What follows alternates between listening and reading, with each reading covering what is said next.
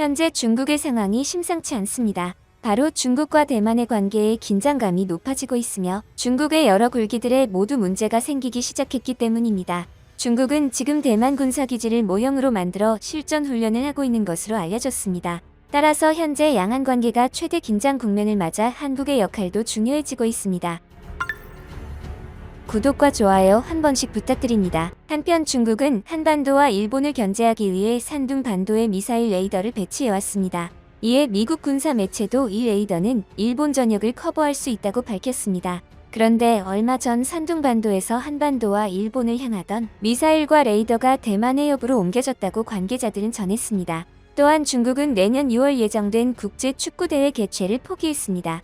중국은 코로나19를 이유로 들었지만 현재 일정이 1년여 넘게 남은 국제대회를 포기했다는 점에서 의외로 받아들여집니다. 그리고 중국 시진핑 주석은 상당한 축구 팬으로 알려졌으며 이에 축구를 국가 차원에서 관리하기 시작한 축구 굴기에도 중국이 내년 아시안컵 대회를 포기한 것은 상당히 놀라운 상황입니다. 그뿐만 아니라 중국은 오는 9월로 예정돼 있던 항저우 아시안게임과 6월 개최될 청두 유니버시아드 대회도 연기하기로 했습니다. 그리고 현재 중국은 혹시 모를 상황을 대비해 발전소를 바닷속으로 옮기고 있다는 소식도 나왔습니다. 이에 대만 일각에서는 빠르면 올해 말, 적어도 내년 3월쯤에는 돌발 상황이 발생할 가능성이 있다는 주장이 제기되기 시작했습니다.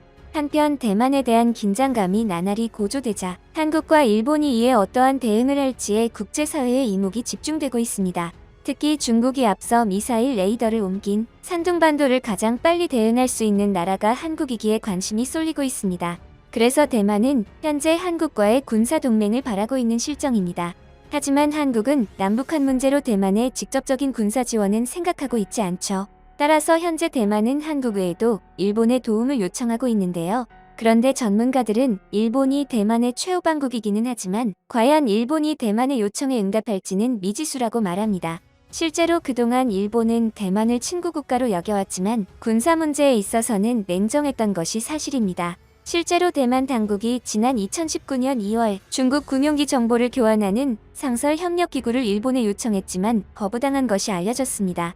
산케이 신문은 대만군 최상층부가 지난 2019년 2월 하순 일본의 대만 창구기관인 타이베이 사무소를 통해 중국 군용기의 비행 정보를 즉각 교환할 수 있는 체제 구축을 일본 정부에 요청한 적이 있다고 보도했습니다. 이 신문은 대만 당국이 일본에 공식적인 방위 협력을 요청한 것은 처음이라고 밝혔습니다. 당시 일본은 대만의 요청에 대만과 수교 등 외교 관계가 없다는 등의 이유를 들어 답변을 피한 것으로 전해졌습니다.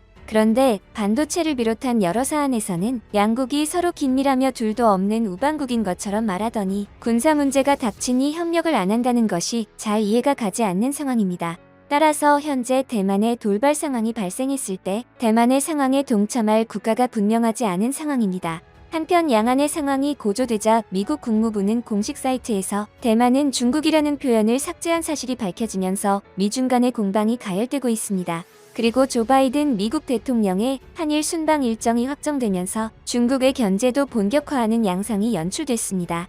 왕원빈 중국 외교부 대변인은 28일 정례 브리핑에서 바이든 대통령의 한일 방문에 대한 논평을 요구받자 폐쇄적이고 배타적인 소그룹을 만들어 지역 국가 간 상호 신뢰와 협력을 해쳐서는 안 된다고 답했습니다. 한미 정상회담과 미일 정상회담, 쿼드 정상회담을 미국의 대중국 압박 프레임으로 보고 있음을 숨기지 않은 것입니다. 그런데 현재 중국 내 전문가들은 중국이 미중 갈등을 할 상황이 아니고 중국의 경제 회복에 집중해야 한다고 목소리를 내기 시작했습니다.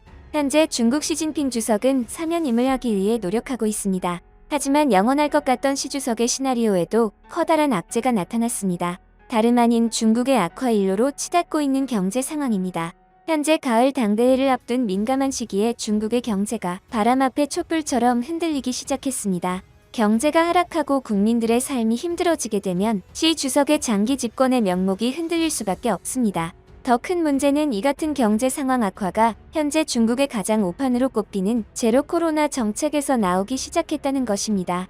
현재 중국은 경제도 회복시켜야 하는데 제로 코로나 역시 포기할 수 없는 진퇴양난의 상황에 빠진 것입니다. 중국은 상하이에 이어 베이징마저 봉쇄 수준에 들어가며 어느 때보다 심각한 경제 상황을 맞고 있습니다. 이에 리커창 총리는 지난 11일 열린 국무원 회의에서 새로운 코로나19 확산과 예상을 벗어난 국제 정세 변화 영향으로 4월 경제 하방 압력이 한층 커졌다고 말했습니다.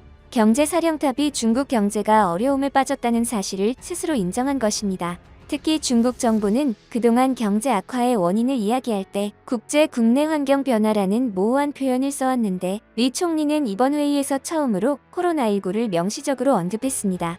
한편 정부 밖에서 바라보는 중국의 경제 상황은 더욱 심각한데요. 중국의 저명한 경제학자인 쉬젠궈 베이징대 교수는 최근 올해 코로나19 확산 사태의 심각성은 2020년의 10배 이상이다. 올해 중국 경제는 2020년 수준의 성장률인 2.2% 달성도 어려워졌다고 말했습니다. 또한 쉬 교수는 올 들어 중국 내 코로나19 확산으로 경제활동에 차질을 빚은 인구는 1억 6천만 명, 경제 피해액은 18조 위안 한화로 약 3천조 원에 달할 것으로 추산했습니다. 18조 위안은 작년 중국 국내 총생산의 약 15.7%에 달합니다. 이뿐만이 아닌데요. 홍콩 퍼시픽 얼라이언스 그룹의 산웨이젠 회장은 현재 중국 경제가 30년 만에 최악의 상태라는 진단을 내놓기도 했습니다. 중국 경제를 최악으로 몰아넣었던 1989년 사태 이후 사실상 중국 경제가 가장 안 좋은 상황에 처했다는 얘기입니다. 경제 통계들도 중국 경제가 제로 코로나 정책의 직격탄을 맞았음을 여실히 보여주고 있습니다. 특히 중국 경제 성장 3대 축인 수출, 소비, 투자 중 수출과 소비가 빠르게 무너지고 있습니다. 지난 4월 중국의 수출은 2,736억 달러로 1년 전보다 3.9% 증가하는 데 그쳤는데요. 전달 증가율인 14.7%보다 10%포인트 이상 급락하면서 2020년 6월 이후 가장 낮은 증가율을 기록했습니다. 제조업 불황도 본격화하고 있는데요. 4월 중국 제조업 구매관리자 지수는 47.4로 2020년 2월 이후 26개월 만에 최저치를 기록했습니다. 이에 SCMP는 세계 주요 22개 국가 중 중국의 제조업 투자 심리가 최악이었다고 전했습니다. 중국 소매 판매도 3월 마이너스 성장을 기록하고 있습니다. 중국의 내수 판매 증가율이 마이너스로 돌아선 것은 2020년 8월 이후 처음입니다. 상하이 도시 봉쇄 등이 본격화한 4월 이후 수치는 더 악화될 가능성이 높습니다. 한편 미국 등 서방 국가들의 기업이 러시아에서 철수하며 그 자리를 중국 기업이 차지해 중국이 러시아의 경제를 흡수해 중국의 경제는 더욱 성장할 것이라던 예상은 빗나가고 있습니다. 실제로 미국의 제재와 공급업체들의 압박하에 중국 테크 기업들은 조용히 러시아 사업을 철수하고 있다고 중국 매체들이 8일 보도했습니다. 세계 각국이 러시아의 침공 행위를 비난하고 러시아를 제재하고 있는 가운데 중국 정부는 기업들의 외부 세력의 압박에 굴복하지 말고 정당하지 않은 선언을 발표하지 말아야 한다고 주장해왔습니다. 이에 대해 미국은 중국이 러시아에 지원을 제공하면 중국도 제재를 받을 것이라고 경고하고 나섰죠. 그러자 중국 드론 제조 거물 DJI는 공개적으로 러시아와 우크라이나에서 사업을 중단하겠다고 발표해 중국 대기업 중 처음으로 양국 간의 충돌로 사업을 중단하겠다고 공개 발표했습니다. 당시 DJI는 자사가 개발한 드론이 전쟁에서 사용되는 것을 원치 않는다는 입장을 밝혔고 양국의 충돌이 끝날 때까지 러시아와 우크라이나에서 드론 제품을 판매하지 않을 것이라고 전했습니다. 앞서 우크라이나 관원과 국민들은 DJI가 러시아 군대를 우크라이나 군대에 들키지 않도록 하기 위해 드론 시스템을 몰래 바꿨고 러시아 군대의 침공 행위를 도와줬다고 주장했습니다. 이로 인해 DJI는 우크라이나의 비판을 받기도 했습니다. DJI를 시작으로 중국의 다른 기업들도 몰래 러시아 사업을 철수하고 있는 것으로 알려졌습니다.